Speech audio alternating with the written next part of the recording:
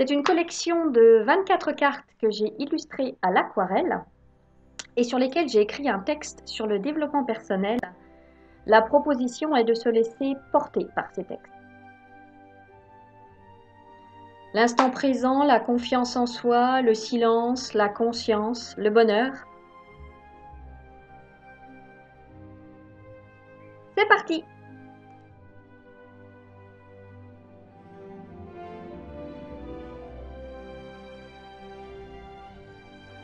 On a toujours tendance à croire que le bonheur est une chose qui va venir grâce à un événement extérieur à nous-mêmes.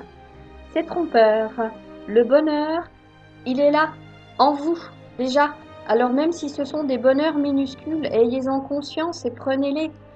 Et pour vous donner une image, vous expliquer un petit peu cette notion d'extérieur-intérieur, j'ai envie de vous parler du plaisir qui est quelque chose qui vient de l'extérieur et de la joie qui est quelque chose qui vient de l'intérieur.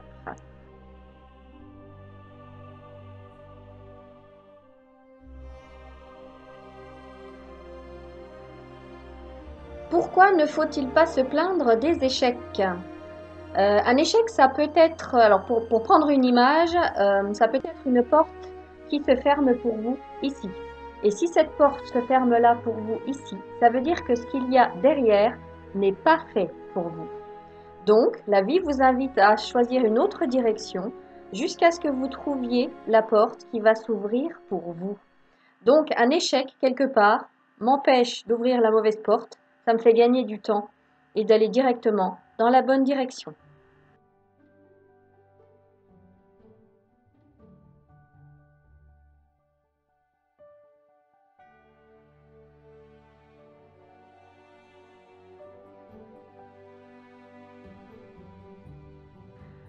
L'être humain a tendance à vivre ou dans le passé avec des regrets ou dans l'avenir avec des angoisses. L'inconnu ne fait pas peur qu'aux enfants, il fait aussi peur aux adultes. Et pour vous imaginer un peu la chose, j'ai envie de vous dire que le temps pratico-pratique pour organiser nos vies de tous les jours, il est comme ça. C'est un temps linéaire avec les heures qui sont les unes derrière les autres. Le temps de l'instant présent, voyez-le comme ça. Paf! L'instant présent, c'est maintenant. Et la vie, c'est maintenant qu'elle vous parle et qu'elle vous parle de vous. D'accord? Parce que tout ce qui va arriver dans le futur, c'est à l'instant présent que vous le décidez. Et les idées et les intuitions et les envies, elles viennent maintenant, dans l'instant présent. Essayez, on peut être surpris.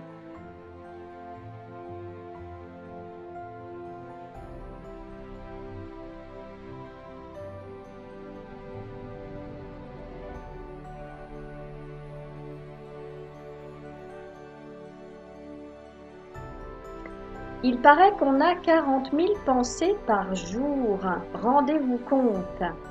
Alors on ne vit pas dans une société où on invite les gens à faire silence. Il y a du bruit tout le temps partout.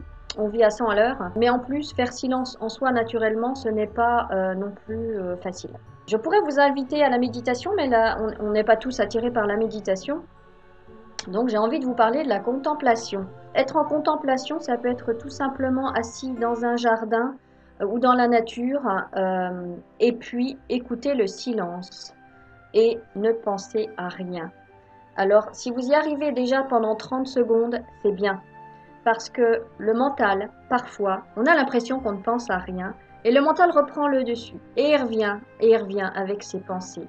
Et ça se fait à notre insu. Il est un peu vicieux ce mental. Voilà. Après, ceux qui veulent essayer la méditation, on n'est pas obligé d'être assis en lotus. Il suffit juste d'avoir le dos droit et on essaie de ne penser à rien. Ça peut être à l'extérieur. À l'extérieur, par contre, on peut être dérangé par le chant des oiseaux ou par le vent ou une voiture qui passe. Ça va vite d'être dérangé. Hein, quand, moi, je suis encore novice hein, et je suis souvent dérangée par des petits riens. Donc, je préfère méditer dans une pièce close où il n'y a pas de bruit. Mais par contre, pas de mouches dans une pièce. Pas de mouches qui volent parce que ça, il n'y a rien de pire. Ou alors vous avez une tapette à côté de vous, mais ça s'appelle plus de la méditation.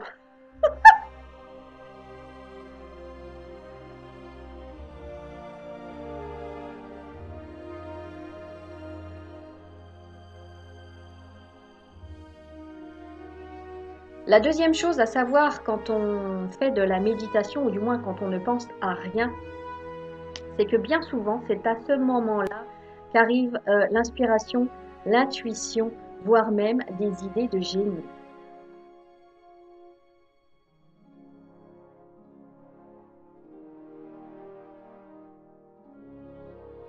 Un souci est un indicateur. Bien souvent, on n'a même pas conscience qu'un souci est là.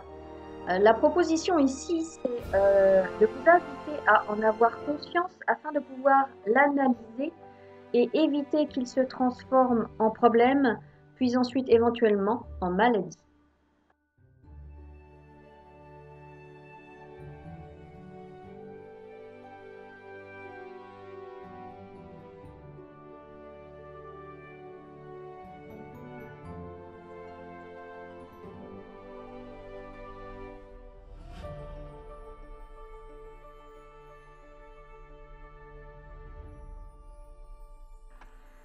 La société dans laquelle on vit nous met constamment en concurrence. Ça commence à l'école avec les notes, au sport par les compétitions, au travail avec les promotions.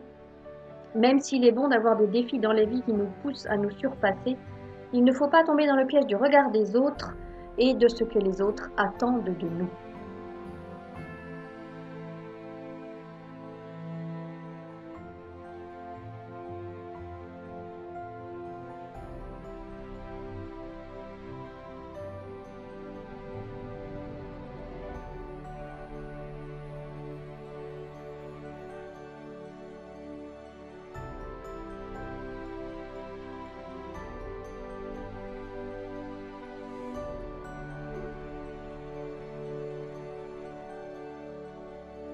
Toutes les bonnes âmes pourront vous donner des conseils.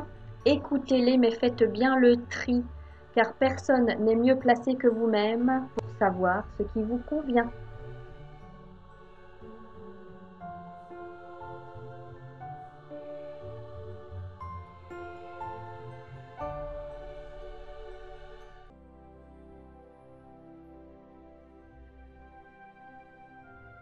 Casser la routine.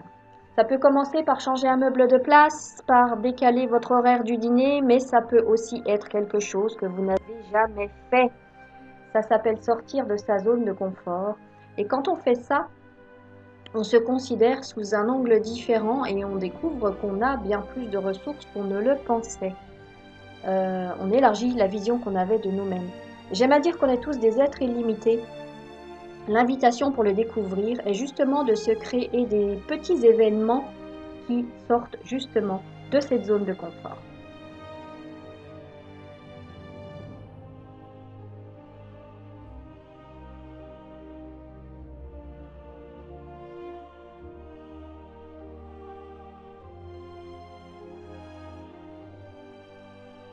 Vous comprendrez le sens de ces phrases en sortant de votre zone de confort.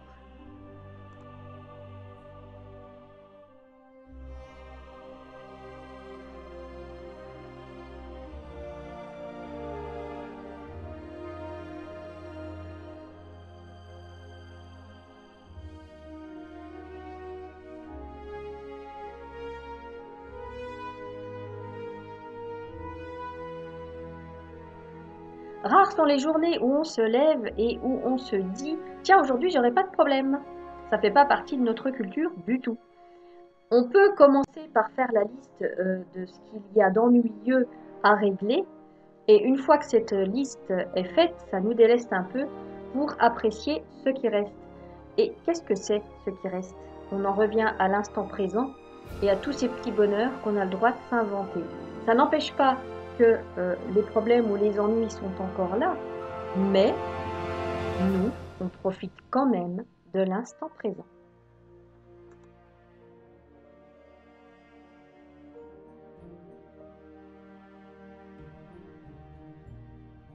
Vous savez ce que c'est avoir confiance?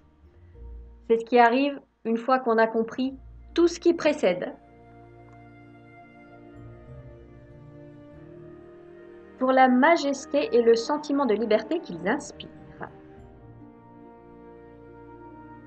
Parce qu'on est tous des êtres illimités et qu'on ne le sait pas. Et aussi parce que tout ce que j'ai écrit, je l'ai vécu. J'ai du mieux que j'ai pu essayer de retranscrire avec des mots et des couleurs tout ce que j'ai ressenti, même si je suis encore en apprentissage et je pense qu'en apprentissage, je le serai toute ma vie. Maintenant, mon opinion n'est que ce qu'elle est. Chacun doit faire ses propres expériences. L'envie de transmettre mes messages à travers ce que je sais faire. Vous les utilisez comme vous voulez. Ça peut être bien sûr des cartes postales envoyées à des amis. Vous pouvez aussi simplement prendre le paquet, vous installer confortablement dans un lieu calme et regarder les cartes et celles qui vous parlent le plus ce jour-là, tout simplement réfléchir dessus et vous laisser porter par le texte et les couleurs. Maintenant, je vais vous montrer moi ce que j'en fais de mon paquet de cartes. Il est comme ça dans ma cuisine. Et tous les lundis, la carte de derrière passe devant. L'objectif, placé dans un endroit stratégique de la maison, un lieu de passage, c'est à chaque fois qu'on passe devant, de se laisser vraiment porter par le texte sans y penser. On passe devant, des fois on ne les voit pas, des fois on les voit, mais quand on les voit, c'est toujours le bon moment. Voilà, donc 24 cartes, ça tient avec 24 semaines, ça fait un petit programme de 6 mois. Après, chacun fait ses propres choix. Moi-même,